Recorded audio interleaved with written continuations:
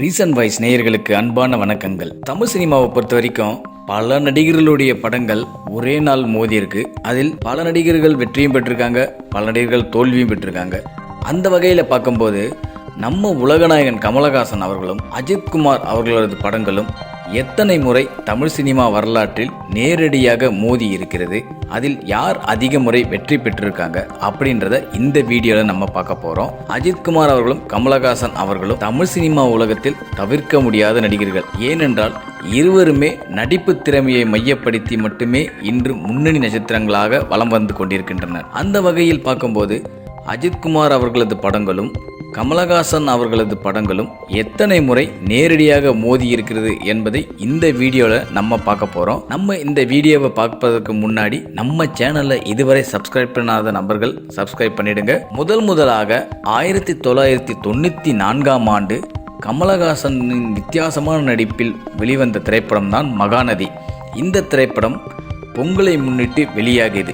இந்த திரைப்படம் ஒரு மெகா பிளாக் பஸ்டர் ஹிட் கண்டது. இந்த படம் வெளியான ஒரு 20 நாட்கள் கழித்து அஜித்குமார் அவர்கள் நடித்த பாசமலர்கள் திரைப்படம் பிப்ரவரி 4ஆம் தேதி வெளியாகியது.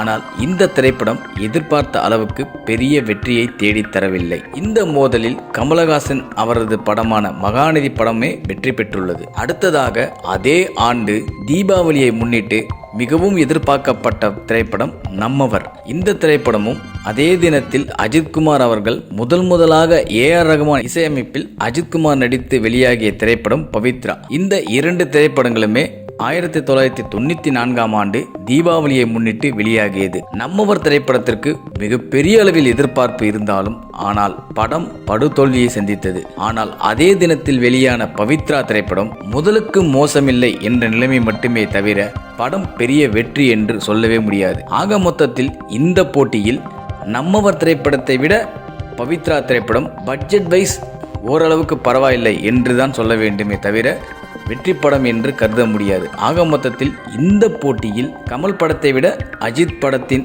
வசூல் ரீதியாக வெற்றி படம் என்றே சொல்லலாம். அடுத்ததாக 6 வருடங்கள் கழித்து 2000ஆம் ஆண்டு பிப்ரவரி 18 அன்று கமலஹாசன் நடிப்பில் மாபெரும் எதிர்பார்ப்பை உருவாக்கிய திரைப்படம் ஹேராம்.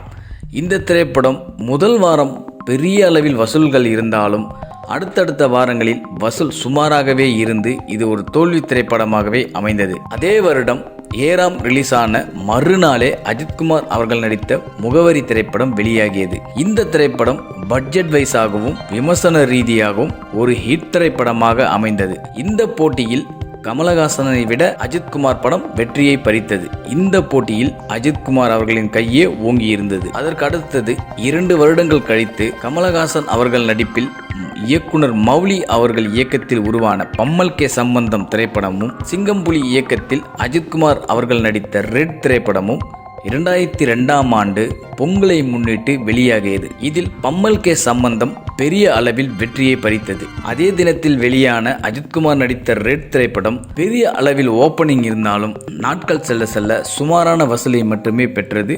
ஒரு சராசரியான படமாக அமைந்தது. இந்த போட்டியில் கமலஹாசன் படமான பம்மல் கே சம்பந்தம் படமே வெற்றியை பறித்தது. அதே ஆண்டில் மீண்டும் கமலஹாசன் அவர்கள் நடித்து KS ரவிக்குமார் இயக்கத்தில் வெளிவந்த பஞ்சதந்திரம் திரைப்படம் 2002ஆம் ஆண்டு 28 ஜூன் அன்று வெளியாகியது. அதிலிருந்து ஒரு வாரம் கழித்து ஜூலை 5ஆம் தேதி எழில் இயக்கத்தில் அஜித்குமார் நடித்த ராஜா திரைப்படம் வெளியாகியது.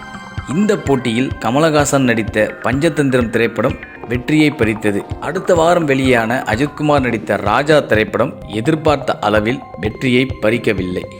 இந்த போட்டியிலும் கமலஹாசன் அவர்களது படமே வெற்றியை பறித்தது. கிட்டத்தட்ட ஒரு 13 ஆண்டுகள் இவர்களது எந்த படமும் நேரடியாகவோ இல்லை 1 மாத இடைவெளியிலோ வெளியாகவே இல்லை. அதற்கு பிறகு அடுத்தது 2015ஆம் ஆண்டு மட்டுமே இவர்களது படங்கள் ஒரே நாளில் வெளியாகியது.